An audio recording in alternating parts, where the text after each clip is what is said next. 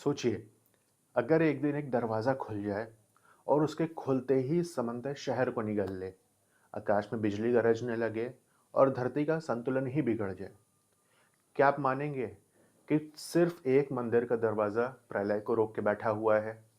जी हाँ, आज हम आपको लेके चल रहे हैं भारत के सबसे शक्तिशाली और रहस्यमय मंदिरों में से एक, श्री पद्मनाभ स्वामी मंदिर, जहाँ पे भगवान विष्णु सो रहे हैं और उनकी पूरी नींद सृष्टि को संभाल रही है।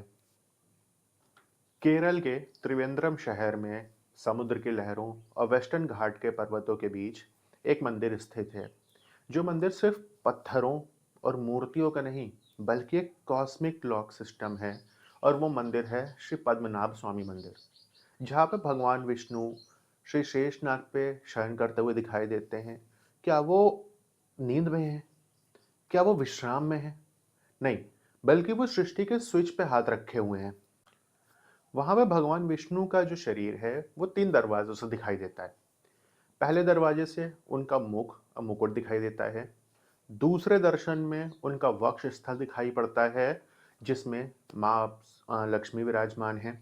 और तीसरे में उनके चरण दर्शन हो पाते हैं। ये सिर्फ दर्शन नहीं है, ये ब्रह्मांड का ब्लूप्रिंट है। उनका जो सिर है, जो मुकुट है, वो वेस्ट की तरफ है। जो उनके चरण हैं वो साउथ की तरफ हैं। और जो उनका पूरा शरीर है वो नॉर्थ साउथ एक्सिस के अलोंग है। उनके उस एक्सिस पे लाइन है। ये जैसे लगता है कि पूरा जो यूनिवर्स है उन्हीं के अलोंग अलाइन हो चुका है। भगवान विष्णु की नाभि से एक कमल निकलता है। हम सब जानते हैं उस पे ब्रह्मा जी बैठे हुए हैं। इसका शायद ये मतलब निकलता है कि जब भगवान विष्णु शयन में जाते होंगे, तो जो सृष्टि का इंजन है वो शुरू होता होगा, और जब वो बेवजह नींद से जगेंगे, बिना समय के नींद से जगेंगे, तो पता नहीं क्या होगा।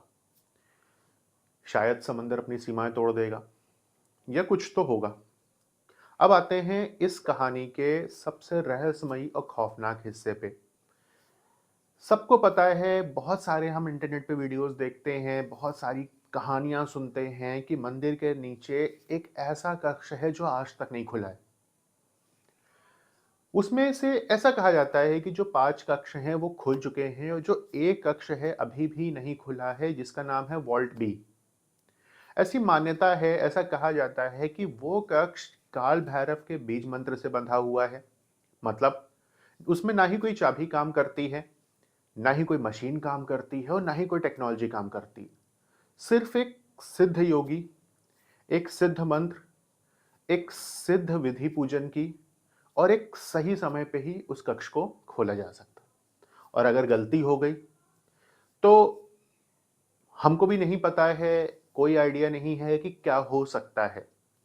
शायद वो प्रलय की शुरुआत हो, शायद वहां से सृष्टि का अंत हो, या शायद पूरी सृष्टि को भगवान विष्णु का सामना करना पड़े, उनके कोप का सामना करना पड़े। तो वहां पे कुछ भी संभव है। तो बेसिकली वो जो कक्ष है वो एक सिर्फ एक मेयरली एक कक्ष नहीं है, वो एक रक्षा चक्र है। इस मंदिर के पीछे पर्वत, सामने समंदर, अब बीच में भगवान विष्णु। जिस तरह से हमारा शरीर होता है ना, उस शरीर की एक स्पाइन होती है, जिसको आप मेरुदंड बोलते हो, हिंदी में रीढ़ की हड्डी बोलते हो, एक स्पाइन होती है। उसी तरह से धरती की भी एक स्पाइन है। और ये जो भगवान पद्मनाभ स्वामी का मंदिर है, ये इसी स्पाइन पे बना हुआ है, इसीलिए ये एनर्जी को कंट्रोल करता है। इस स्पाइन पे बने होने की वजह से ये ना ही सिर्फ धन का केंद्र है, बल्कि ये जो पूरा संसार है, पूरा ब्रह्मांड है, इसके कॉस्मिक स्विच बोर्ड की तरह भी काम करता है। आपने सुना होगा कि ट्रैवनकोर के महाराजा ने बोला था कि ये मंदिर मेरा नहीं है, मैं तो भगवान पद्मनाभ स्वामी का दास हूँ, अब पूरा राज्य उन्हीं के चरणों में अर्पित कर देता हूँ। यही वजह है कि जो उनके नीचे के कक्ष में जो भी खजाने हैं, जो भी कुछ है, वो इंसानों का नहीं, बल्कि ईश्वर का माना जाता है।